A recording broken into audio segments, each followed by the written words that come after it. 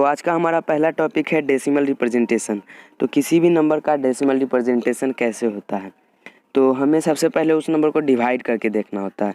तो मैंने दो एग्जांपल लिया है, पहला 5/2 और दूसरा 8/3। तो पहले को जब हम डिवाइड करेंगे तो मैंने डिवाइड कर लिया तो हमारा है 2.5। तो 5/2 का डेसिमल रिप्रेजेंटेशन आएगा 2.5। उसी प्रकार से हम 8/3 का भी देख लेते हैं।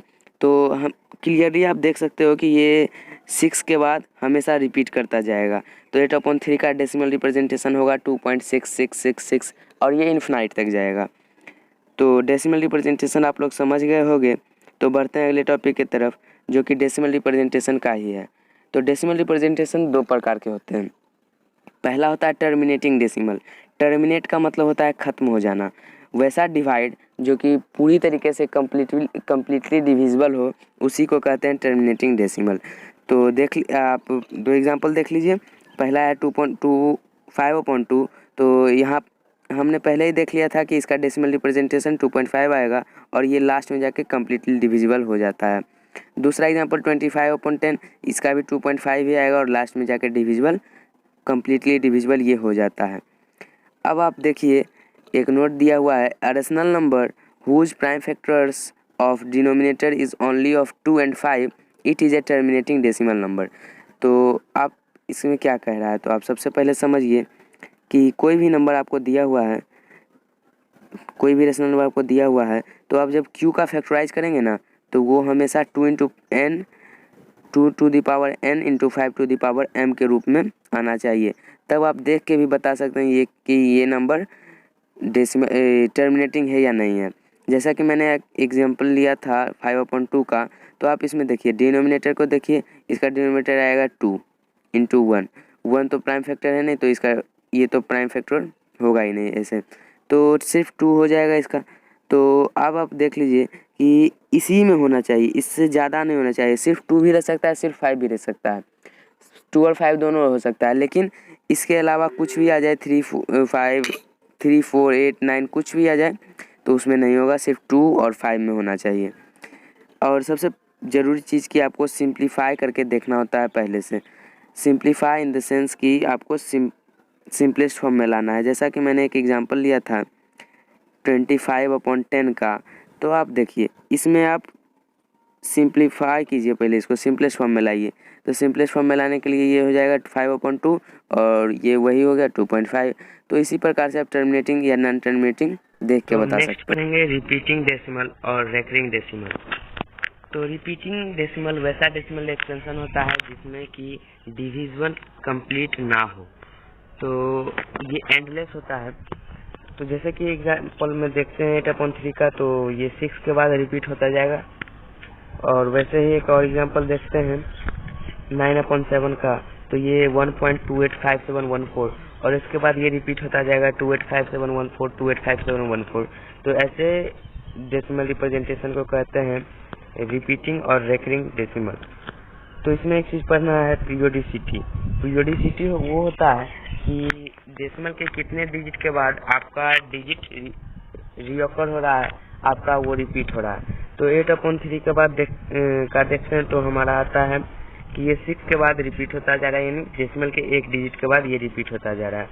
वैसे ही 9/7 का, तो इसमें देखेंगे कि ये 6 डिजिट के बाद रिपीट होता जा रहा है, तो इसका पीरियोडिसिटी हो जाएगा 6। तो अगला टॉपिक है how to write given recurring expansion into fraction.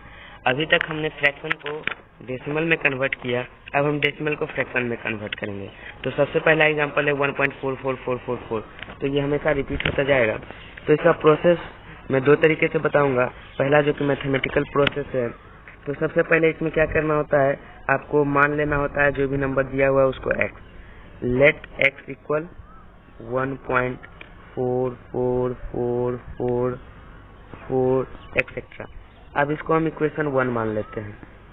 अब हमें क्या करना है कि इक्वेशन 1 में 10 से मल्टीप्लाई करना है। तो 10 into x और इधर हो जाएगा 1.44 into 10। तो अब देखिए इसमें क्या होगा, 10x और इधर हो जाएगा 14.44, ये रिपीट होता जाएगा। हमारा मेन जो है इसमें करना वो ये है कि आपका डेसिमल के राइट साइड में इक्वल आना चाहिए। तो यहाँ पर देखिए फर्स्ट इक्वेशन में, और पहले हम इसको इक्वेशन सेकंड मान लेते हैं। तो फर्स्ट इक्वेशन में क्या है, डेसिमल के राइट साइड में 4444 रिपीट होता जा रहा है, और सेकंड इक्वेशन में भी 4444 रिपीट होता जा रहा है। तो अब इसी के लिए हम लोग सब कुछ करते हैं। तो अब हमें जब रिपीट होता जा रहा है एक ही नंबर और वो दोनों सेम है तो कोई दो इक्वेशन में, तो उन दोनों को माइनस कर देते हैं। तो इक्वेशन 1 को माइनस करेंगे इक्वेशन 2 से, इक्वेशन 1 को माइनस करेंगे इक्वेशन 2 से, तो हमारा आएगा 10x minus x equal 14.44 minus 1.44, और ये रिपीट होता जाएगा। तो इसी प्रकार से आएगा 9x इक्वल 13, और इसके बाद हमारा आंसर हो जाएगा x इक्वल 13/9। तो इस प्रकार से हम लोग इसको निकाल सकते हैं। उम्मीद करता हूँ आप लोग समझ गए होंगे। अगर आपको इस पर्टिकुलर टॉपिक पर एक अलग से वीडियो चाहिए तो आप कमेंट सेक्शन में बता सकते हैं, मैं इसको एक अलग से वीडियो में बता दूंगा। तो आइए इसका ट्रिक और इजी मेथड भी सीख लेते हैं। तो इसके लिए सबसे पहले हमने 3 क्वेश्चन लिया है, 0.9 पर बार, 1.4 पर बार और 1.69 और 9 पर बार। ये बार का मतलब होता है कि वो नंबर हमेशा रिपीट होता रहता है। तो 0.9 पर बार है, तो इसको हम सबसे पहले क्या करना होता है, जो भी नंबर दिया हुआ आप वो ऊपर में लिख लीजिए। तो 9 लिख लिए, और कितने नंबर पर बार है, एक नंबर पर, यहाँ एक नंबर पर बार है तो वो एक 9 लिख दीजिए, और ये हमारा आंसर आ गया 1। तो इसी प्रकार से करते हैं नेक्स्ट क्वेश्चन को सॉल्व। तो 1.4 पर बार है, मतलब डेसिमल के लेफ्ट साइड में आपको जो है वैसे ही लिख देना है।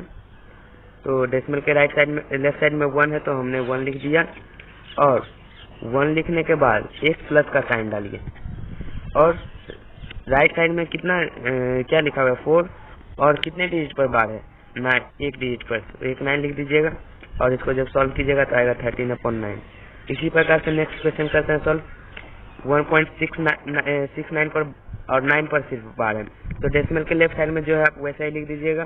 तो 1 प्लस, और राइट साइड में क्या लिखा हुआ है 69, और जिस भी नंबर पर बार नहीं है उसको आपको माइनस कर देना है। तो -6, और जितना नंबर पर बार है उतना 9, और जितना नंबर पर बार नहीं है उतना 0, यानी 1 प्लस 63/90। जब इसको सॉल्व करिएगा तो आएगा 1 होल 63/90। तो इस प्रकार से आप लिख सकते हैं। एक और एग्जांपल देख लेते हैं। एक और एग्जांपल हम इसी प्रकार का देख लेते हैं। 5/252525 ये रिपीट होता जाता है। तो अब इसका क्या करेंगे, हम सबसे पहले 5/25 ऐसे लिख लेते हैं। तो आप लेफ्ट साइड में क्या लिखना है, आपको जो है वैसे ही लिख देना है, प्लस का साइन देना है, और 25 राइट साइड में जो भी वो लिख लेना है। और बार कितने नंबर पर है, 2 नंबर पर, 99। अगर यहाँ सिर्फ रहता है ऐसे 5/25 और सिर्फ 5 पर बार, तो आप लेफ्ट साइड में 5 है तो 5 लिख दीजिएगा, प्लस दे दीजिएगा। राइट साइड में 25 है, 25, और जितना नंबर पर बार नहीं है उसको माइनस कर देना है, यानी राइट साइड में सिर्फ, यानी 2 पर बार नहीं है तो 2 को माइनस कर दीजिएगा इसमें। और जितना नंबर पर बार है उतना 9, और जितना नंबर पर बार नहीं है उतना 0। तो एक नंबर पर बार है तो एक 9, और एक नंबर पर बार नहीं है तो एक 0। ये सिर्फ मैं राइट साइड की बात बता रहा हूँ। लेफ्ट साइड में आपको जो है वैसा ही लिख के प्लस का साइन दे देना है। तो आप इसको जब सॉल्व कीजिएगा तो आएगा 5 प्लस 23/90, और यहाँ के बाद आएगा 5 होल 23/90। इसको आप सॉल्व कर लीजिएगा, जो आएगा वही आपका आंसर हो जाएगा। तो उम्मीद करता हूँ आप लोग समझ गए होंगे। तो इसी के साथ करते हैं इस वीडियो को समाप्त। मिलते हैं इसके नेक्स्ट वीडियो में।